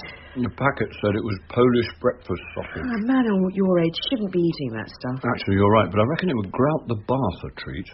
Why can I smell wine? I'm sorry, that was my fault. A bottle of champagne exploded in the freezer. I didn't put any champagne in the freezer. I did. Do you want to lift in, Charles? No, I've got a late call, thanks. All right, I need to hit the road.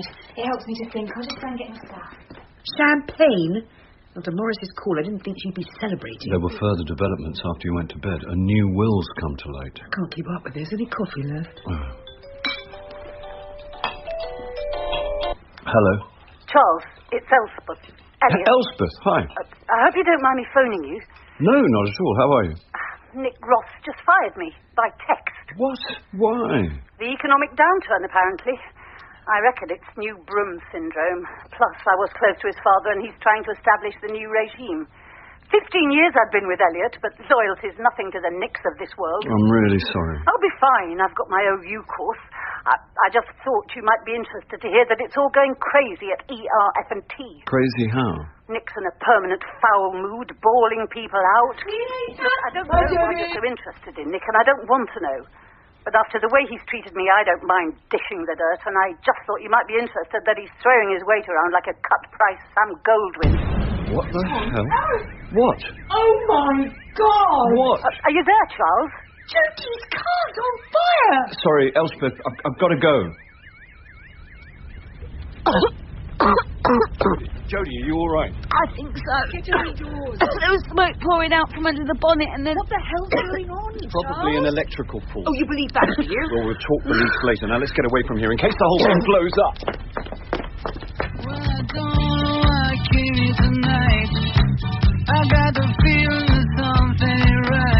In Cast in Order of Disappearance, Charles Paris is played by Bill Nighy, Jodie by Martine McCutcheon, and Francis by Suzanne Burden. Morris is John Glover, Juliet Tilly Gaunt, and Nick, Rhys Jennings. Elspeth is Kate Layden, Terry, Philip Fox, and Yvonne, Avril Clark. Cast in Order of Disappearance is written by Jeremy Front and based on the novel by Simon Brett. The director is Sally Avens.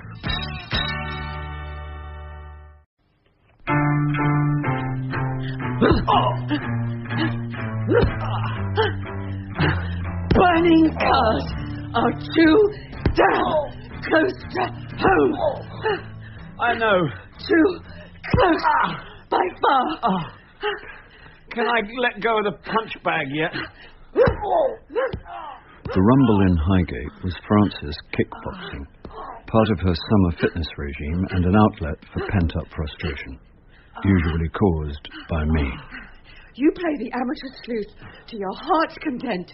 Just don't bring your hobby home with you. Jodie's car wasn't actually burning in your sitting room. Just outside my house. Jodie and I were filming The Wreathing, a low-budget popcorn movie with straight-to-DVD stamped all over it. I'm only trying to help the girl. Imagine if someone was out to harm our daughter. Elliot Roth, the film's producer, had been Jodie's lover, only Elliot had recently died, leaving Jodie pregnant and facing a series of near-fatal incidents. You'll never change. It's like living with a cat. Look how much I love you, Frances. Ooh, and here's a wounded frog to prove it. With hindsight, maybe I should have asked Frances before inviting Jodie to stay. There you go, champ. You know, when you're already going it, there's a hint of Ricky the Hitman Hatton. What's it? In a good way. Handy with your fists, yet feminine. I've still got the gloves on. And it's strangely arousing. Oh, you can forget that. Come on, Frances. I didn't torch her damn car. It was an accident. You heard the fireman. It was a fuel leak. Happens all the time. Well, not all the time, but it happens. Apparently. Occasionally. And apparently this just happens to be one of those occasions.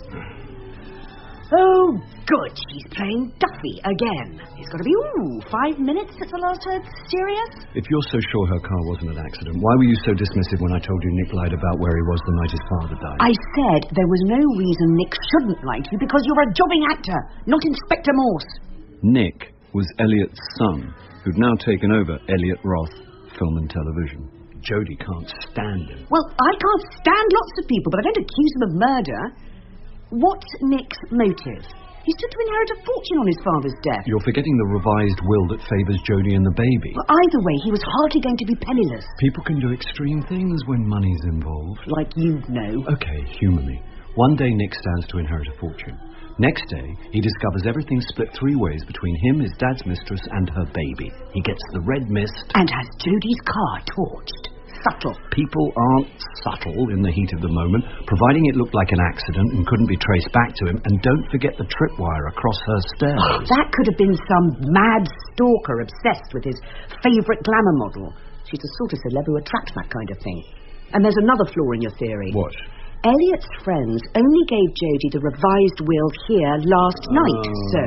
How could Nick know it existed? Damn, you're hot today. And now I need a shower. How about I scrub you back, and then we could carry on knocking ideas around? I have my best thoughts in bed. Well, that's debatable. You better get that.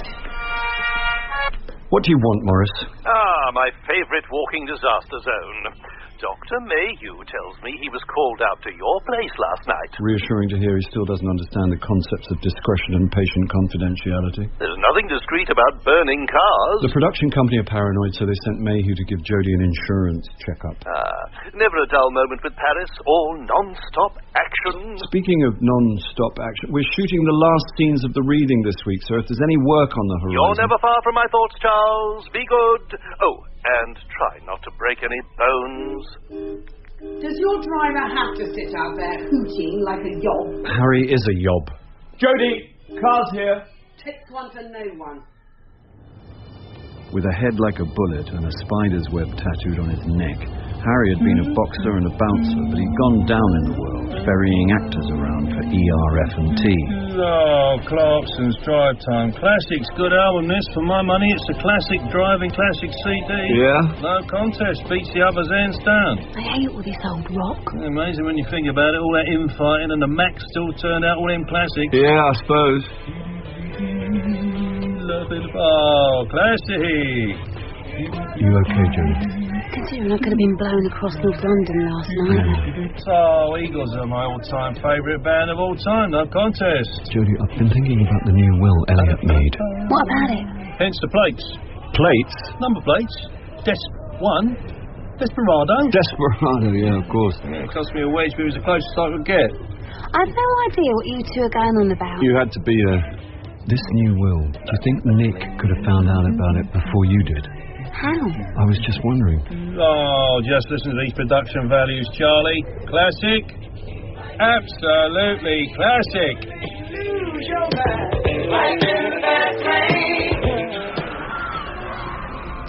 They call us mutants and freaks, but the time has come for dark to rise against light. Go forth from this place, my children, and prepare for war. Not so fast, Slayer! No. Slayer to you, and the party's over, you flying rodent. And cut! Thank you very much, everyone. That's lunch. My low-status dressing room overlooked the car park, but was convenient for a pre-prandial quadruple or two. While I poured a large bells, I became aware of raised voices outside my window. Nick was standing by his TVR, while Dr. Mayhew, GP to the stars, harangued him from the driver's seat of his Bentley. I must be mad to listen to you. Don't raise your voice at me. I've known some fools in my time. Oh, don't come the high and mighty. Just settle up and we'll call it a day. You don't think I'm carrying it around with me, do you? Don't play games with me, Nicholas. It'll be over later. While Mayhew screamed out of the car park, Nick headed into the building. So I raced out of my room in time to... Oh, sorry, mind where you're going. Hi, Nick. I'm always turning up like a bad penny, whatever a bad penny is. I've never really understood that expression. I've got to get to a meeting. Of course, yeah. By the way, thanks for sending Dr. Mayhew out when Jodie's car caught fire. I was told about the incident, but I was out of town at the time. It was nothing to do with me. The fire or sending Mayhew? Sending Mayhew. Not a flicker of a smile. Nick didn't do jokes. I had family business to attend to. It's a difficult time. There's always so much to do when a close relative dies. Yes, well, I'm still very much in shock. It sounds trite, but there's never a right time to die. How do you mean? Suddenly alert, Nick was staring me in the eye as if he was searching for something. You know, if someone's had a long illness, at least you have time to get used to the idea. But when a loved one dies suddenly, then things get said. Look, I know it's none of my business, but if you and Jodie could just... Oh, I get it. She put you up to this. No. She really is a scheming little... Honestly, Nick, she hasn't. You can tell her from me. She'd better hire a damn good lawyer if she's thinking of contesting my father's will. So Nick clearly didn't know about the new will. Maybe I should have kept my mouth shut, but he was going to find out about it soon enough. Jodie hasn't got any intention of contesting the will. Oh, well, good. She doesn't need to, since the revised one turned up. Whatever Nick had been searching for in my eyes, he found something he hadn't bargained for. What's it, Charlie? Oh, hello, Mr. Roth. Where have you been, Harry? Do you need me? Just come on. I'm running late. And Nick was gone with his customary lack of grace, dragging Harry in his wake. My head was full of questions, but my stomach was empty. So I made my way to the location caterers who provided freshly cooked food and every day looked at me with an expression of pained resignation as I ordered the unhealthy option. All-day Transylvanian breakfast, please, and don't stint on the Carpathian black pudding. We vampires need to keep up our intake of blood products. All right, Charles. Multitasker to the tips of my talons, I thought I'd give my hard-working agent a call while I ate. Oh, can't you say I'm at lunch, Pixie? I can hear you, Morris. Your ears must have been burning, Charles. I was just talking about you. Who to, Scorsese? Dr. Mayhew. Oh, he's a busy little bee. I saw him at the studio not long ago. He's always been a whiz kid. Hardly a kid. He's in great demand throughout the industry. That's why he's taking a sabbatical. Really? When? Almost immediately. He's off to Sydney. The whiz kid of Oz. We really must find an outlet for your wit. Wonder if I could get you on quote-unquote. Now, before my sushi gets warm, what do you want? I've been talking to Nick Roth. That must have been stimulating. What was the caveat in Elliot's will? Can't you leave the dead alone and concentrate on the living, especially earning one? I've got you to do that for me.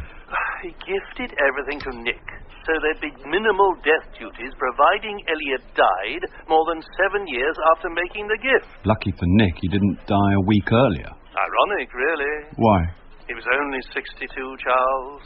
How old are you? Says 49 in Spotlight. When Elliot made that gift, he probably thought it was just a shrewd business move to offload some assets and avoid tax.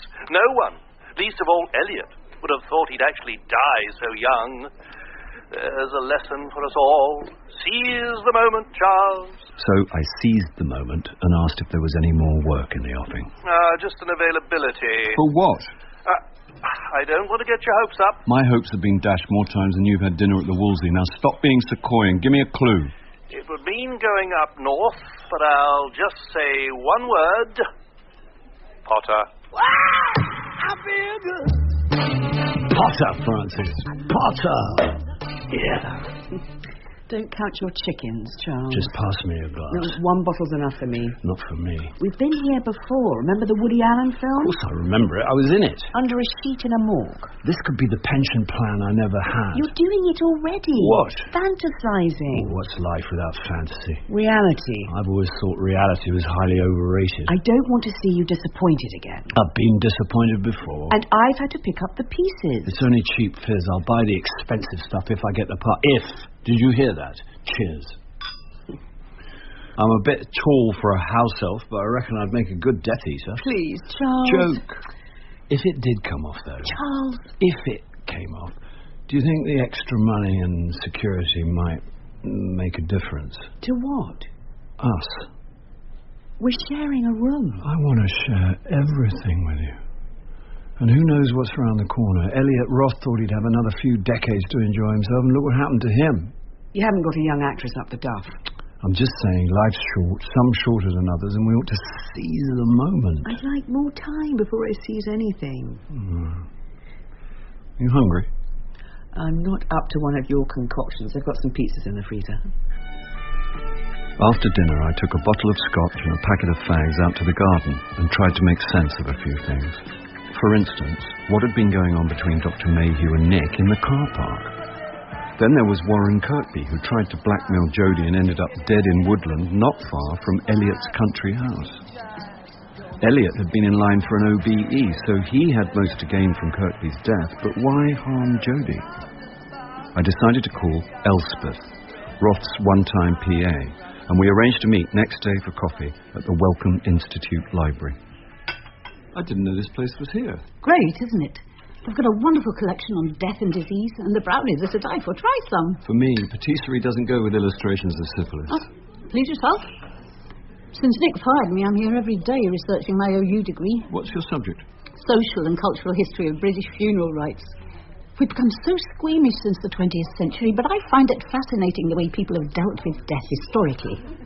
In your expert opinion, how do you think Nick's dealing with it? Oh, who knows? He and Elliot always had a volatile relationship. Had it been more volatile than usual in the weeks preceding Elliot's death? They were always arguing about something. Work? Work, relationships. What did Nick think about Elliot and Jodie? Just another gold-digging, publicity-seeking wannabe on the make. Is that what he thought, or what you think? No comment. I had the feeling that no woman would have been good enough for the man 𝒆𝒆𝒔 quietly loved, especially not a showbiz minx like Jodie Ricks. Nick's the bottled-up type, but I did think he was very edgy the past few weeks. Edgy? Preoccupied. He had a distracted look when I spoke to him, like he wasn't really listening. Any idea why? Oh, he doesn't give much away, and his interpersonal skills leave a lot to be desired. There's a black hole where a human should be. Don't sit on the fence. Say what you think. He's a devious, controlling, bullying, charisma-free zone. Feel free to stop me and buy one. Murderer? Oh, you're not serious. You are serious. Jodie thinks he killed Elliot. I'm shocked. That Nick could be a killer? That Jodie thinks. 𝒆𝒆𝒔. If I thought that was true, believe me, I'd be first in line to shop him. Look, Charles, I don't know what qualities a person needs to commit murder, but whatever they are, that little schmo hasn't got them.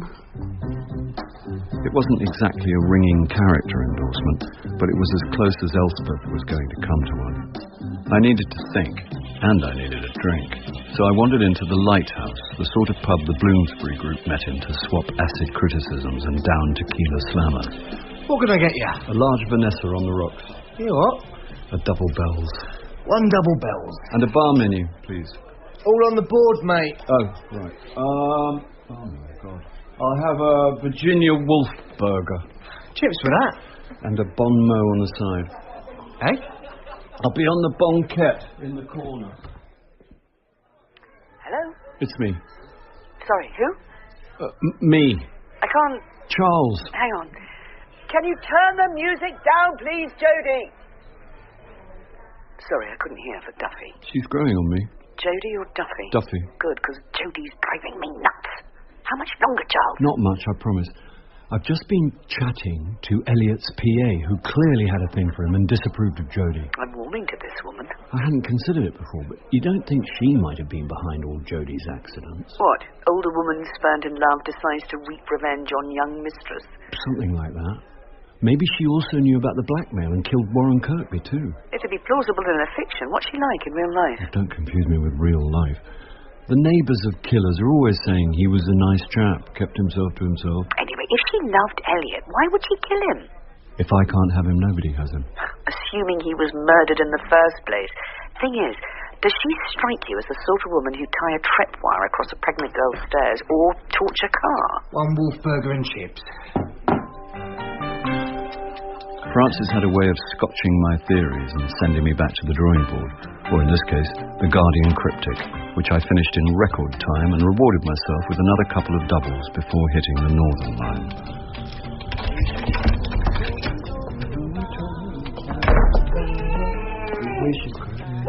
What the hell is that? Oh my God, Francis, hang on! Oh, thank God you're back. Who did this? A couple of thugs. What thugs? Oh, funnily enough, we didn't swap names, but they've got Jodie. What? When did this happen? Not long. We need to call the police. The police, yeah. I need to know what to tell them. I got back from the shops and there was a big murk in my space and I had a load of shopping. So yeah, tell me what you bought later. as I opened the front door, I heard shouting, then this yob appears from the kitchen, so I laid into him. You did what? It was an impulse. It was insane. It's completely different from the punch No bag. kidding. You could have been killed. Caught him a good uppercut to the chin, and his mate grabbed me, and they tied me up and bundled Jodie into the back of the murk. You didn't get a look at either of them. Well, they wore masks. It all happened too fast. One had a tattoo. The one I hit, like a spider's web. Oh, no. The car. Did you get the number? When I was trying to park, I noticed it was one of those stupid ones with a 5 pretending to be an S. DE5P1. I think it was. Desk 1. I need your car. Your trunk. It's an emergency. You're not insured. Francis. I'll drive. No. Absolutely not. No. I called the police, gave them a colourful description of Harry and his car, and prayed they'd drive as fast as Francis was doing. You're who you're going to get us killed! Oh, I want to talk. Oh, shut up! Where's all this aggression come from? Really, really you. Your body's producing too much testosterone. I blame the kickboxing. You're becoming a man. One of us has to. I just want to get to Streatley alive. You really think they'll drive Jodie all the way out here? No. There's already been one body dump near here. A second, especially someone so strongly linked to Elliot, would be asking for trouble. Then why are we going? The TBR in the car park. Is that like the elephant in the room? Why did Nick need Harry to drive him to a meeting when he had his own car sitting outside? He had papers to read? He didn't want the stress of driving? Or he didn't need a driver at all, but wanted an excuse to talk to him about a kidnapping. I thought we agreed Nick had no motive to kill his father and no reason to hurt Jodie unless he knew about the revised will. He does. I told him today. What? He was going to find out soon enough. That's the turn-off. Thanks for the warning. We parked in a nearby lane and approached the house on foot.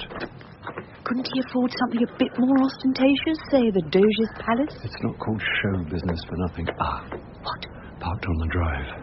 Cars. Nick's TBR and a Bentley Continental. You never used to be a petrol head. I'm not, but all roads seem to lead to Harley Street. So, what now? If I said wait here while I see if I can get in through the garage, would you take any notice? No. We slipped round the side and into a garage the size of an average family house. The only way into the house is through the ventilation window. Up there. It's tiny. It's fine. Now, don't jump down my throat, but I want you to wait for me here, and if I'm not back in 10 minutes, call the police. You'll never get through there. I did it with Miles. Just give me a leg up. If you say so. 1, 2, 3. Maybe you put on weight. Just push. There's some engine oil out here. Should I grease you up? Push. I'm having flashbacks to childbirth.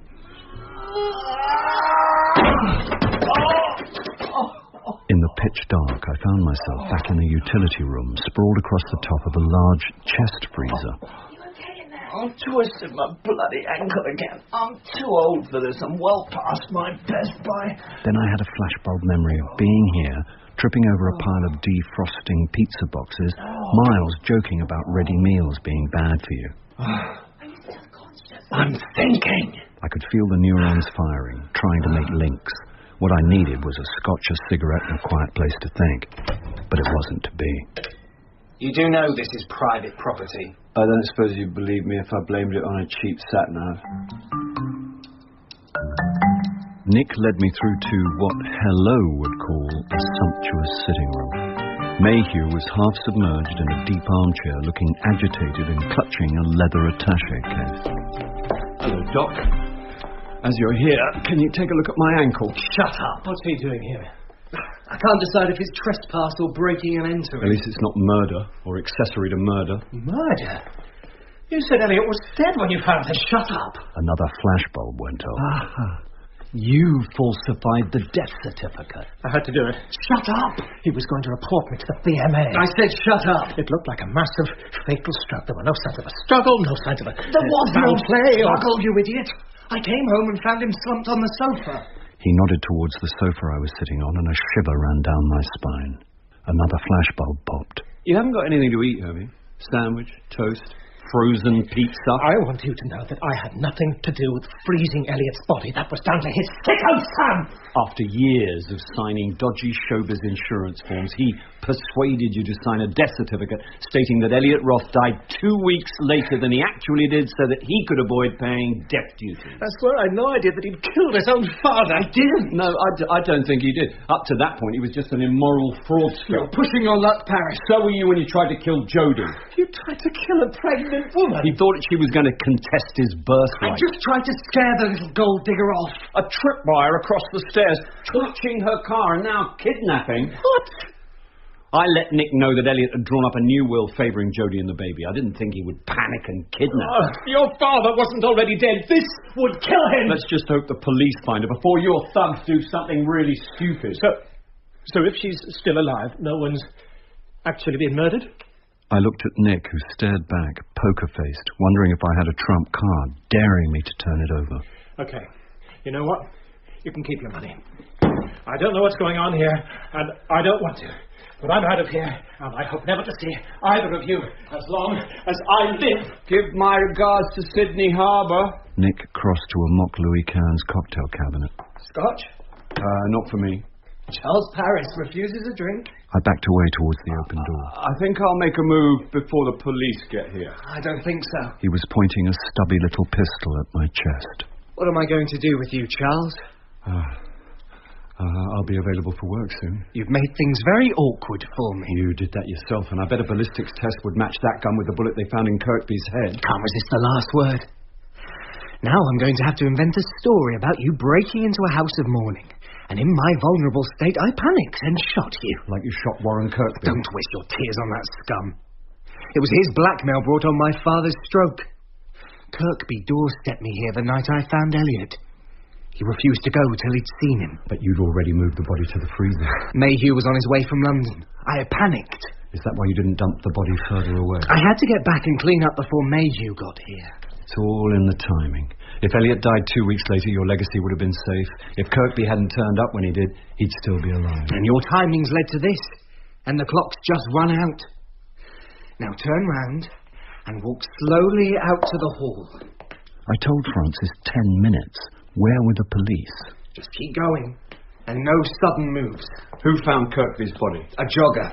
As I crossed into the faux baronial hall, I had a bad sense of foreboding. Get away from my husband! Get the gun! I've got it. It's okay. I think that's enough, Francis. Francis. I think he's unconscious. Oh, my God. Oh, my God, Charles. Charles. Thank you so much. And Francis. I was like, this is it. This is the end. And then there was police all over Harry, and if you hadn't have phoned them, I don't even want to go there. At least you and the baby are safe. And first thing tomorrow, I'll be out of your hair. We'll miss you and your music, won't we, Charles? Now it's all over, I feel like my life's really turned a corner. Especially now Morris has got me into the new Bond movie. Are you all right, Charles? He's had a nasty shock. Mayhew was picked up at Heathrow boarding a flight to Sydney. A few days later, they called the final cut on the Wreathing, and Jodie moved back to her place, leaving me and Francis alone in the house.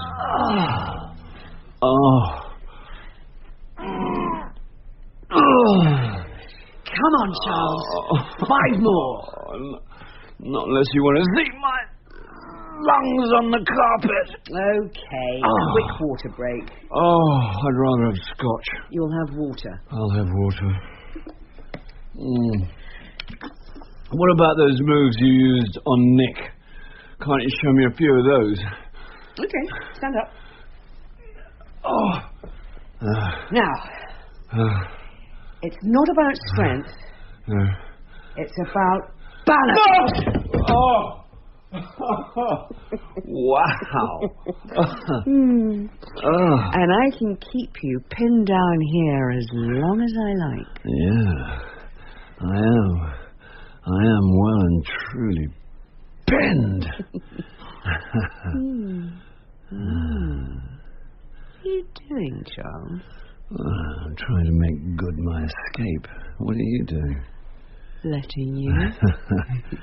I think I'm going to have to put in a lot more time at this. Well, you know what they say. Use it or lose it.